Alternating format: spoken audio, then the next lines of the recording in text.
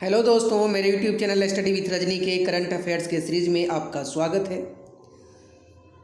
आज का क्वेश्चन है, हाल ही में किसने प्राकृतिक गैस प्रणाली में हाइड्रोजन को मिलाने के लिए अपनी तरह की भारत की पहली परियोजना शुरू की है?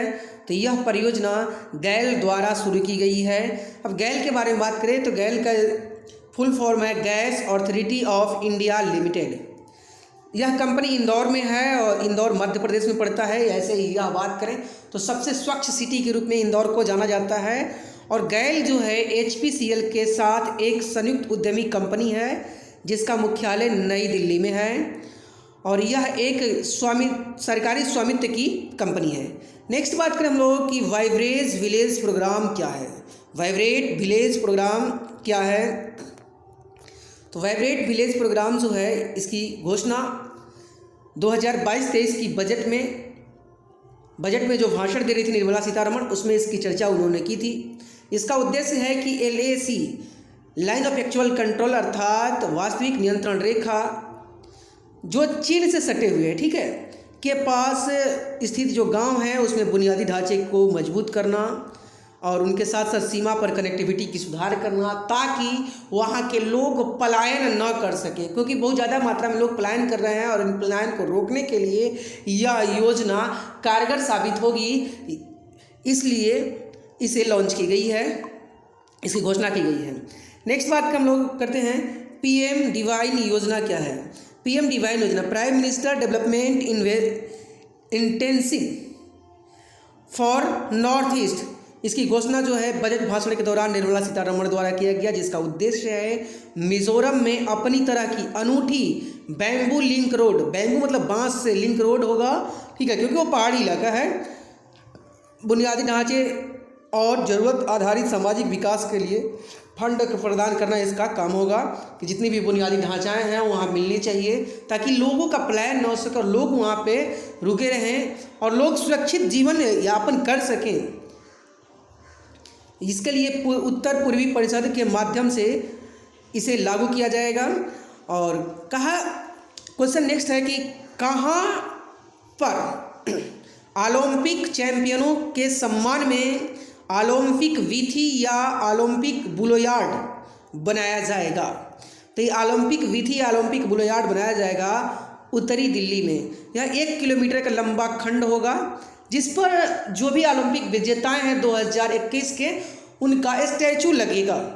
15 से 20 मीटर ऊंची स्टैचू सभी की लगेगी और यह अपनी तरह का पहला स्पोर्ट्स थीम वाला खंड है। क्वेश्चन पूछ सकता है कि पहला स्पोर्ट्स चाहे ओलंपिक के लिए अपनी तरह का पहला स्पोर्ट्स थीम खंड कहाँ बन रहा है या बनने वाला है, प्रस्तावित है, तो यह उत्तर दिल्ली में है। नेक्स्ट क्वेश्चन है कि हाल ही में भारत का निर्यात आयात बैंक एक्जिम और किसके बीच 500 मिलियन अमेरिकी डॉलर की ऋण समझौता हुई है? तो यह श्रीलंका से हुई है, श्रीलंका सरकार से, क्योंकि पेट्रोलियम की जो किल्लतें आ रही हैं, इस किल्लतों को दूर करने के लिए यह ऋण भारत का निर्यात आयात बैंक दे रहा है। नेक्स्ट बात करते हैं हम लोग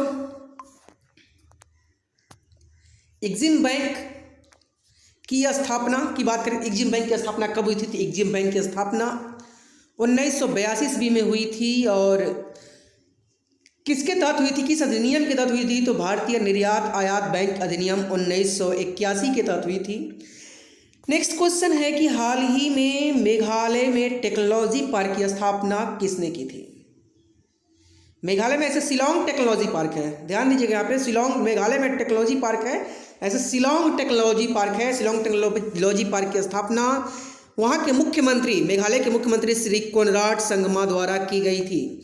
नेक्स्ट क्वेश्चन है जिसका उद्देश्य है, ध्यान दीजिएगा, इसका उद्देश्य है कि मेघालय वासियों की वापसी, जो नौकरी की तलाश में मेघालय छोड़ चुके थे, जो व्यक्ति नौकरी की तलाश में मेघालय छोड़ चुके थे, वहाँ उनकी वापसी हो, क्योंकि यह ज़्यादा से ज़्यादा रोजगार मुहैया कराएगा। नेक्स्ट बात करते हैं हम लोग, हाल ही में किसने बीजिंग शीतकालीन ओलंपिक की राजनयिक बहिष्कार की घोषणा की है? मतलब वह कौन सा देश है जिसने बीजिंग शीतकालीन ओलंपिक के राजनयिक बहिष्कार की घोषणा की है? तो यह भारत ने की है और इसका करने का सबसे बड़ा कारण है कि जो गलवान घाटी में जो हमला हुआ था, जो भारत और चीन के बीच जो लड़ाइयाँ हुई थी, उसमें एक सैनिक था जो बच गया था की फैबाओ, उसी को चीन ने अपना मशाल वाहक बनाया है, जिस वजह से भारत इसका राजनयिक बहिष्कार कर रहा है। नेक्स्ट क्वेश्चन है कि हाल ही में किस लड़ाकू राफेल विमान का सफल परीक्षण, हाल ही में लड़ाकू विमान जो राफेल है उसका सफल परीक्षण किस विमान वाहक पोत पर किया गया है, मतलब विमान वाहक पोत पर उसका परीक्षण किया गया है, तो वह है INS विक्रांत। नेक्स्ट क्वेश्चन है कि हाल ही में एंटी नीट बिल किसने पास किया है, तो एंटी नीट बिल जो है तमिलनाडु सरकार द्वारा पास की गई, तमिलनाडु में पास की गई है। नेक्स्ट क्वेश्चन है कि हाल ही में किस राज्य ने one nation one ration card योजना लागू किया है, और इस तरह से पूरे राज्य में अब लागू हो गए, पूरे 35 राज्य में भारत के, तो वह है छत्तीसगढ़ जो है लागू किया है। तो आज के लिए इतना ही दोस्तों, जो लोग नए हैं तो चैनल को सब्सक्राइब कर लें। करंट अफेयर्स अच्छा लग रहा हो या फिर जो भी चीज़ें अच्छी लग रही हो तो लाइक करें, सब्सक्राइब करें और कमेंट्स करें। कुछ अलग भी चाहिए आप लोगों को, कोई अलग टॉपिक्स पे जो चाहिए कि हमको इस टॉपिक्स पे वीडियो होना चाहिए, तो आप उसके लिए बोले, हम वीडियो बनाएंगे। धन्यवाद।